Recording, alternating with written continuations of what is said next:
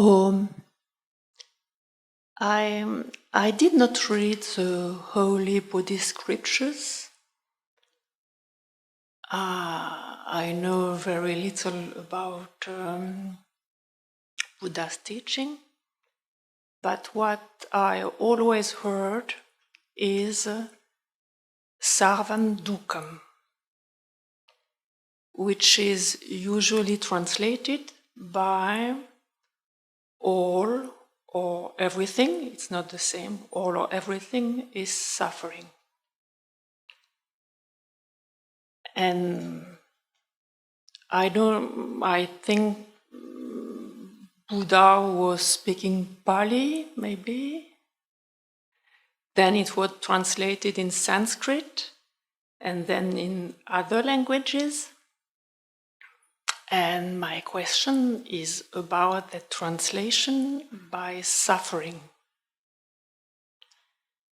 For me, it sounds psychological suffering.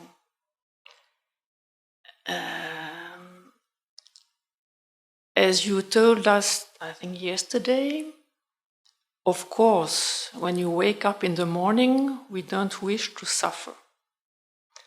But what I feel is if suffering is necessary on the path, I am ready.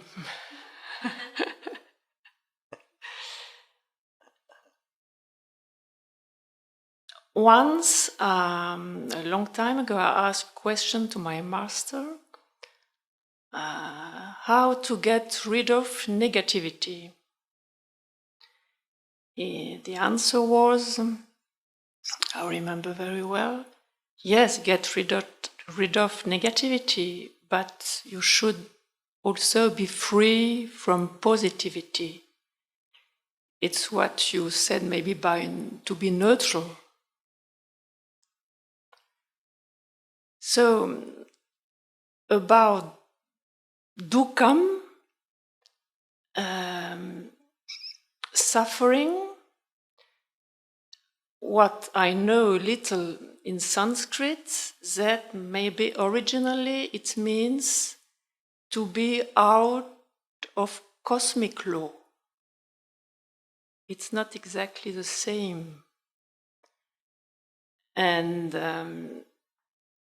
so for me, to be out of Dharma, cosmic Dharma. So the translation could be, sarvam is all what is manifested, is by nature out of Dharma. I don't want to change the translation, but maybe it should not be translated. And no translation would let open a space for reflection, and this reflection could help us on the path. So no translation. So Advaita Vedanta and Buddhism, I agree, it is the same understanding of sarvam dukkam if we don't translate.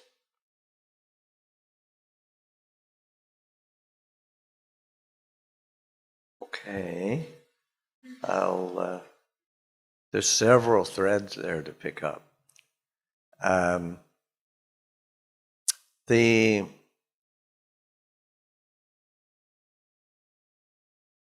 Maybe the first one is just, the word dukkha.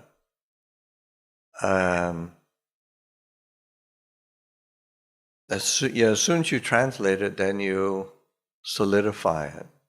And it has a very, very broad meaning in the Pali language. And I think in English there's some words are really worth incorporating into the language. Like nowadays, just the word Dhamma or Dharma, or karma as well. These are words that are not just creeping; they're starting to be defined in the dictionaries because they're becoming common. And I think dukkha is a good one to try to get into the language because it does have so many meanings and so many nuances and certainly in, say, like in the language second language I'm familiar with is the Thai language, and they don't translate it. It's just dukkha, and then you can riff on the nuances. But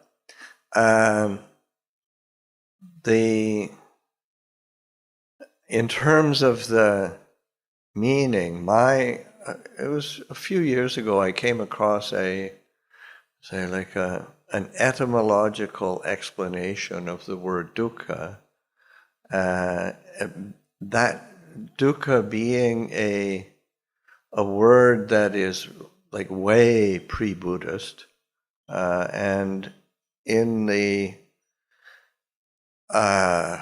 root of the word, it's a very ancient India before, and we think sort of Buddhism as ancient India, but even before that, the word dukkha, it did point to say suffering or unsatisfactoriness or difficulty or something, but it's like in the language, du is something that's, say, bad, unwanted, unpleasant.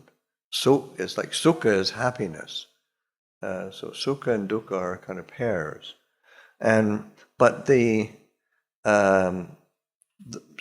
tu as something that doesn't sort of work, doesn't fit, is not comfortable, is not easy. The word ka, because ancient India was a horse culture, wagons and chariots were part, and ka was where the axle fit into the wheel. And when it fit and rolled smoothly and comfortably and pleasantly, it was sukha. And when it didn't fit, it was too tight, or it was too bumpy, or it was uncomfortable, it was dukkha. So it has a certain prosaic meaning to it, but it's I think it's helpful to recognize just that this, okay, it doesn't fit, it's not comfortable, this is not a pleasant experience. So dukkha, suffering. When the Buddha taught another aspect of dukkha is, certainly there is the psychological, experiential element to the like when the Buddha describes dukkha throughout the discourses, but in particular when he first introduces the idea in his first discourse, he points to the fundamental experiences of the human experience. Birth is dukkha, aging is dukkha, sickness is dukkha, death is dukkha, sorrow, lamentation, pain, grief, and despair are dukkha. Not getting what one wants is dukkha. Association with the disliked is dukkha. Being separated from the liked is dukkha. But then, in short, these 5 aggregates of being subject to clinging are dukkha. And it's not so that the elements of being, so form, feeling, perception, mental formations, consciousness, these 5 aggregates of being that are subject to cling. That's when in Pali it's called the Panch Upadana Khandha. He doesn't say Pancha Khandha or dukkha. It's like the Pancha Khandha are just there.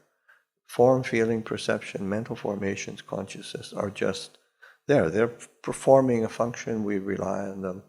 But it's when they are subject to grasping or clinging, these different forms of attachment that we assume or get caught up in or believe in, that is the source of our dukkha.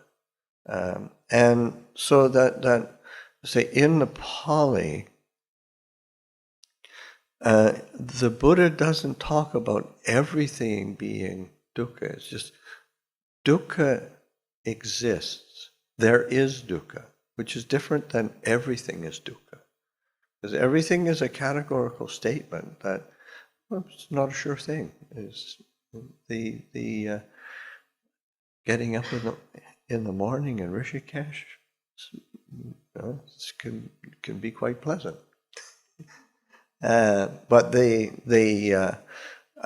but it's as soon as those elements of grasping and clinging kick in, and they are ready to kick in. That is when we set in motion the experience of dukkha. The different forms of grasping and clinging that the Buddha points to are one,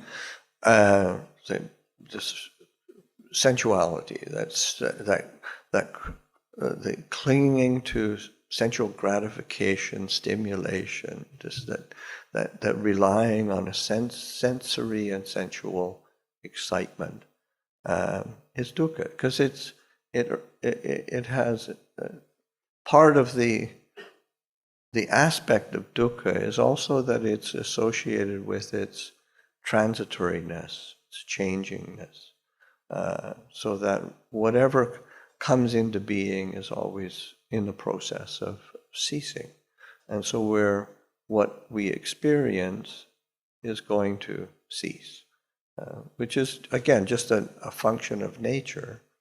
But when we cling to it, then we create suffering. So something that is pleasant can be pleasant when we don't cling to it. Or even something that is unpleasant doesn't necessarily need to be suffering, because it's just an unpleasant experience. It can be experienced for what it is. And sometimes, it's just unpleasant that we really learn from. It wakes us up sometimes. And similarly, the goal is not necessarily a neutrality in that sense of an indifference, but it's just recognizing that there is a neutral experience, and it has to be known in the same way that pleasant and unpleasant need to be known. The other, say, forms of grasping and clinging are much more internal.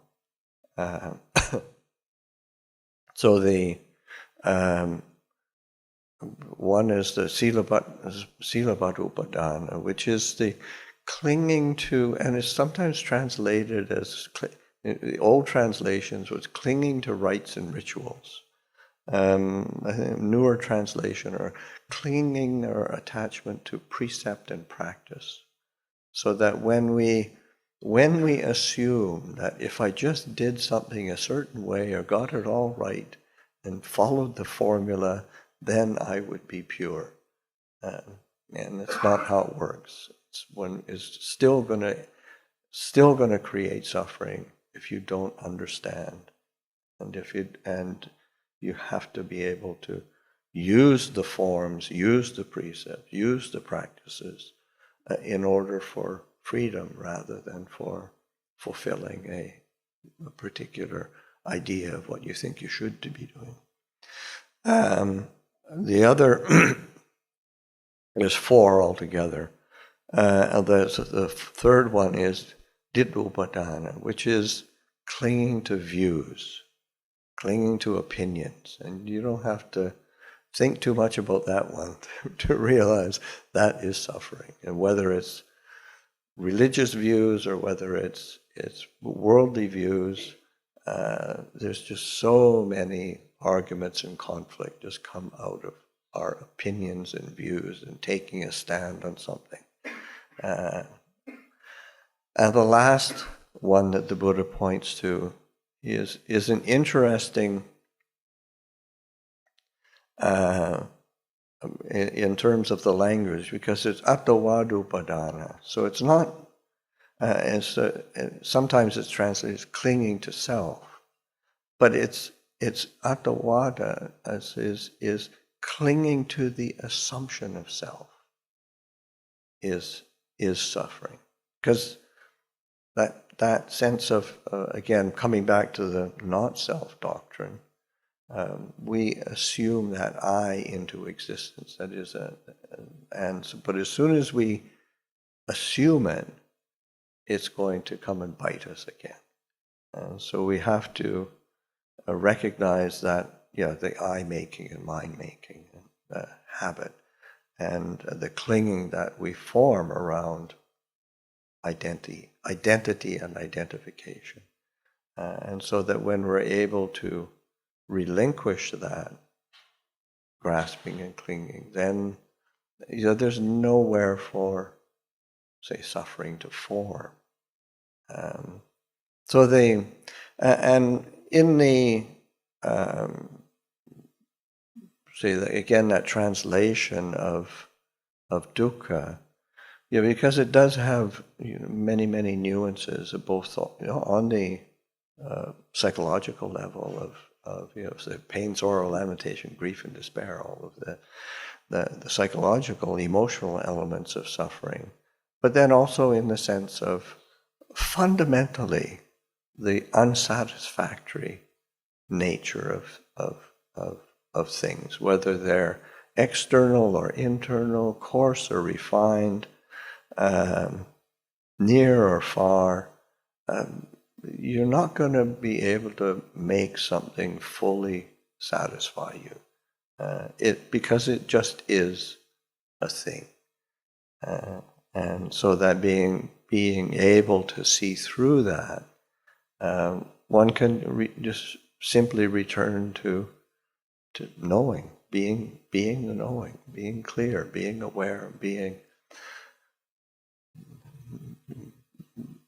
abiding in that non-clinging. Also, something comes to mind. It's like when Ajahn Chah once defined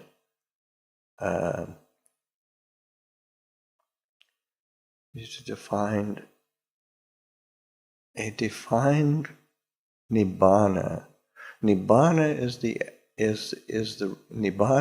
the reality of non-grasping.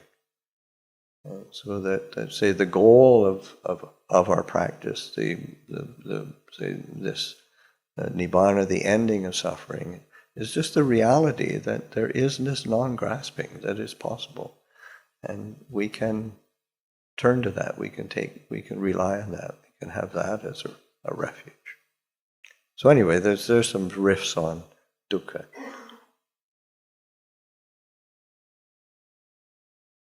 Yeah. Pranam. Today, I focused on the chanting of the suttas, and I found that it is like Hanuman Chalisa, Joya Pade Hanuman Chalisa Hoy Siddhi. Means watch something like that chanting, that if you read this or chant the suktas, then you will be fearless. There will be no suffering like that, if I am correct. So my question is, it is also one kind of desire that we read and we will become fearless. Is it desire also? Then you said the desire is the cause of this suffering. Then secondly, wearing a particular, my question is not means pinpointed, targeted to anyone. It is general question. Wearing different kind of clothes is also not eye making. Thank you. The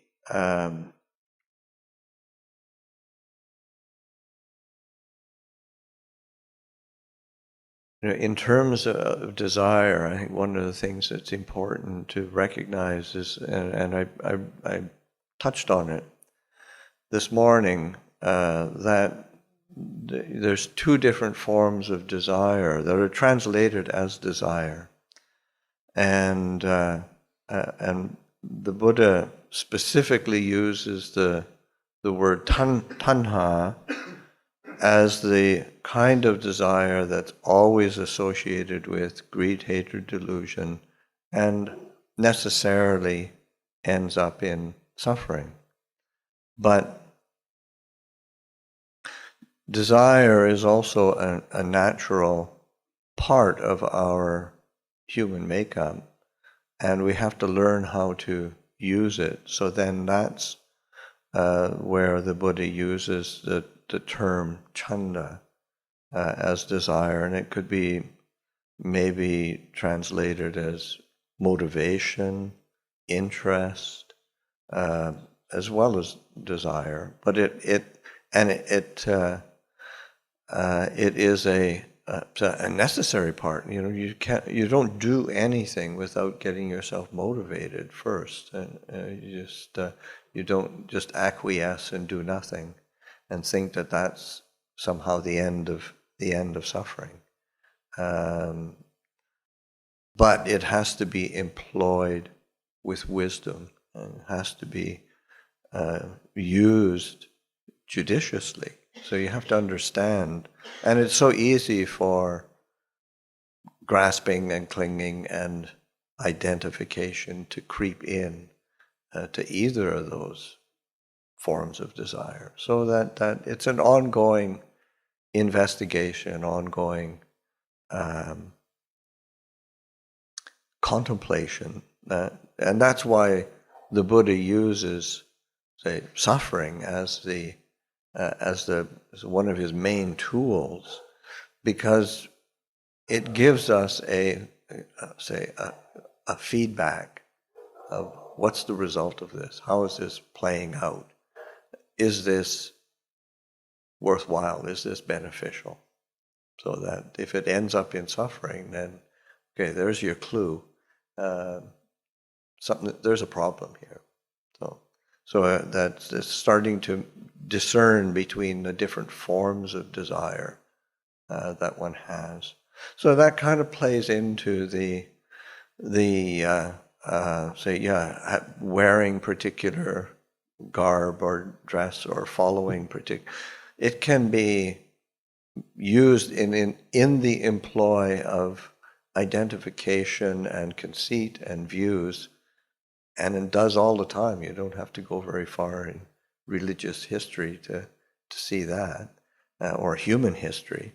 But then it always ends up in suffering, so that being able to use the forms of the world in a way that are in the use of, or in for the benefit of freedom and liberation and non-suffering, and for a sense of living together as human beings with harmony and compassion.